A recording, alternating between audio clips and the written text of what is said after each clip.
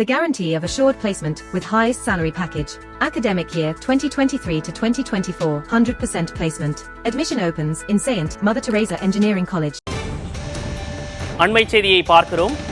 June 29ஆம் தேதி வரை சட்டப்பேரவை கூட்டத்தொடர் நடத்தப்படும் என அறிவிப்பு வெளியாகி இருக்கிறது. அண்மை செய்தியாக பார்க்கிறோம். சபாநாயகர் அப்பாவு தலைமையில் நடைபெற்ற அலுவல் ஆய்வு கூட்டத்தில் இந்த முடிவு எடுக்கப்பட்டிருக்கிறது. ஜூன் 20ஆம் தேதி முதல் 29ஆம் தேதி வரை சட்டப்பேரவை கூட்டத்தொடர் நடைபெறும் என அறிவிப்பு வெளியாகி இருக்கிறது. சபாநாயகர் அப்பாவு தலைமையில் நடைபெற்ற அலுவல் ஆய்வு கூட்டத்தில் இந்த முடிவு எடுக்கப்பட்டிருக்கிறது. அண்மை செய்தியாக பார்க்கிறோம்.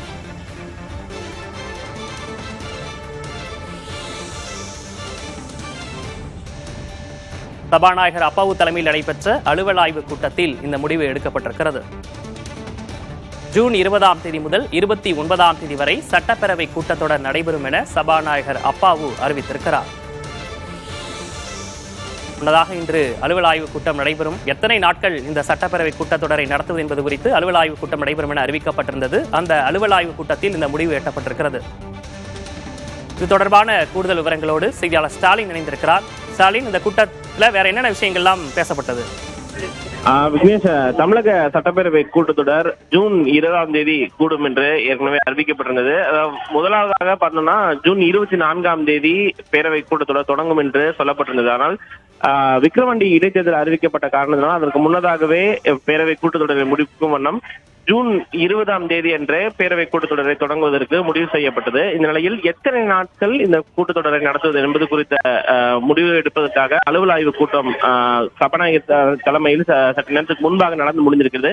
இந்த கூட்டத்தில் அலுவல் ஆய்வு குழு கூட்டத்தில் எடுக்கப்பட்ட முடிவுகளின் அடிப்படையில் ஜூன் 20ஆம் தேதி தொடங்கும் தமிழக சட்டப்பேரவை கூட்டத்தொடர் ஜூன் 29ஆம் தேதி வரை நடைபெறும் என்று தற்போது முடிவு செய்யப்பட்டுள்ளது.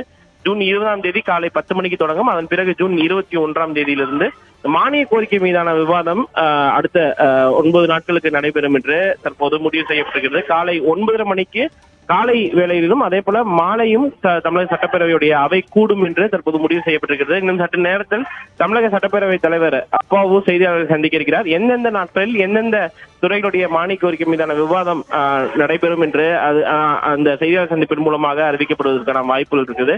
பொதுவாக தமிழக சட்டப்பேரவையுடைய இந்த மானிய கோரிக்கை மீதான விவாத கூட்டத்தொடர் என்பது பட்ஜெட் முடிந்த பிறகே அதன் பிறகே தொடர்ச்சியாக இந்த கூட்டத்தொடர் நடத்தி முடிக்கப்படுமானால் இந்த வருடம் நாடாளுமன்ற தேர்தலை ஒட்டி அந்த மானிய கோரிக்கை மீதான விவாத கூட்டத்தொடர் மட்டும் தள்ளி வைக்கப்பட்டிருந்தது. அந்த அடிப்படையில் ஏற்கனவே பட்ஜெட் தாக்கல் செய்யப்பட்ட நிலையில் இந்த துறை வாரியான மானிய கோரிக்கை விவாதம் கூட்டத்தொடர் ஜூன் 20ஆம் தேதி தொடங்கி 29ஆம் தேதி வரை நடக்கிறது. எந்தெந்த துறைகளுடைய மானிய கோரிக்கை எந்தெந்த தேதிகள் எடுக்கப்படும் என்ற அந்த விவரம் இன்னும் சற்று நேரத்தில் அறிவிக்கப்பட இருக்கிறது. விக்னேஷ், துறை ரீதியான அந்த மானிய கோரிக்கைகள் தொடர்பாக விஷயங்கள் எல்லாம் நீங்க குறிப்பிட்டிருந்தீங்க. எதிர்க்கட்சிகள் சார்பாக ஏதேனும் கோரிக்கை முன்வைக்கப்பட்டதா சபாநாயகரிடம்? பொதுவா அதாவது எதிர்கட்சிகளை பொறுத்தவரை இந்த கூட்டத்தொடரை நீண்ட நாட்கள் நடத்த வேண்டும். அதாவது துறை வாரியான அந்த மானிய கோரிக்கை மீதான விவாதம் நடைபெறும் பொழுது அதிகமான உறுப்பினர்களை பேசுவதற்கு அனுமதிக்க வேண்டும் உள்ளிட்ட பல்வேறு கோரிக்கைகள் பொதுவாகவே எதிர்கட்சிகள் சார்பில் முன்வைக்கப்படும். அதே போல துறை கிட்டத்தட்ட 54 துறைகளுக்கு மேலாக தமிழக அரசு இருக்கக்கூடிய ஒரு நிலையில ஒவ்வொரு நாளும் ஒவ்வொரு துறையை எடுக்க வேண்டும். அப்பொழுதுதான் அந்த துறை மீதான பல்வேறு விஷயங்களை வந்துட்டு தமிழக சட்டப்பேரவையில் விவாதிப்பதற்கான வழிவகுக்கும் என்ற ஒரு விஷயம் என்பது தொடர்ச்சியாகவே எதிர்கட்சிகள் சார்பில் முன்வைக்கப்படும். ஆனால் இந்த முறை இந்த விக்கிரவாண்டி இடைத்தேர்தல் அடுத்த மாதம் நடைபெற உள்ளதால் ஜூலை 10ஆம் தேதி திட்டமிடப்பட்டுள்ளதால் அதற்கு முன்னதாக இந்த பல்வேறு துறைகளுடைய அந்த குறிப்பிட்ட துறைகளுடைய மானிய கோரிக்கை மீதான விவாதத்தை மட்டும் முடித்த பிறகு இடைத்தேர்தல் முடிந்த பிறகு மீண்டும் கூட்டத்தொடரை நடத்துவதற்கான வாய்ப்புகள் உள்ளதாக கருதப்பட்டது. இருந்த போதிலும் அதிகாரப்பூர்வமான அறிவிப்பு இன்னும் சற்று நேரத்தில் தமிழக சட்டப்பேரவைத் தலைவர் அறிவிப்பார். அதன் பிறகு ஒட்டுமொத்தமாக எந்தெந்த துறைகள் எந்தெந்த தேதிகள் எடுக்கப்பட இருக்கிறது, அதற்கான நேரம் எவ்வளவு கொடுக்கப்பட்டிருக்கின்ற விவரம் என்பது முழுமையாக பின்னர் தெரிய வரும். இந்த மானிய கோரிக்கை நடைபெறும் நாட்களில் ஏதேனும் புதிய அறிவிப்புகள் வெளியிட வாய்ப்பு இருக்கா, அல்லது விக்கிரவாண்டி இடைத்தேர்தல் அறிவிக்கப்பட்டதனால அது மாதிரி எதுவும் புதிய அறிவிப்புகள் இடம்பெறாமல் இருக்குமா? ஏற்கனவே அதாவது நீங்க குறிப்பிட்ட மாதிரி விக்கிரவாண்டி இடைத்தேர்தல் அறிவிக்கப்பட்ட காரணத்தினால் தேர்தல் நடத்தை விதிகள் இருக்கிறது. இருந்த போதிலும் அந்த ஒரு குறிப்பிட்ட மாவட்டத்துக்கு விக்கிரவாண்டி பொறுத்தவரை விழுப்புரம் மாவட்டத்துக்கு உட்பட்ட தொகுதியாக இருக்கிறது. அந்த அடிப்படையில் அந்த தொகுதிகளை தவிர பிற தொகுதிகளுக்கான திட்டங்களை அறிவிப்பதற்கான எந்த விதமான பிரச்சனையும் இல்லை. அதனால் இந்த பொதுவாகவே சட்டப்பேரவை கூட்டத்தொடரை பொறுத்தவரை இந்த 110 விதியின் கீழ் புதிய அறிவிப்புகள் வெளியிடப்படும். அதே போல பல்வேறு விதமான விவாதங்கள் அந்த நேரமான நேரத்தில் எடுத்துக்கொள்ளப்படும்.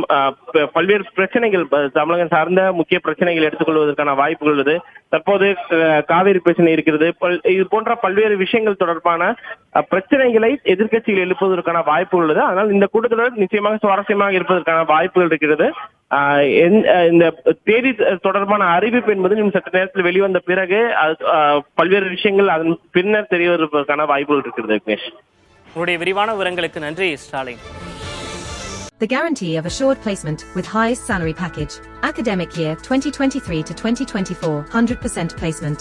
Admission opens in Saint Mother Teresa Engineering College.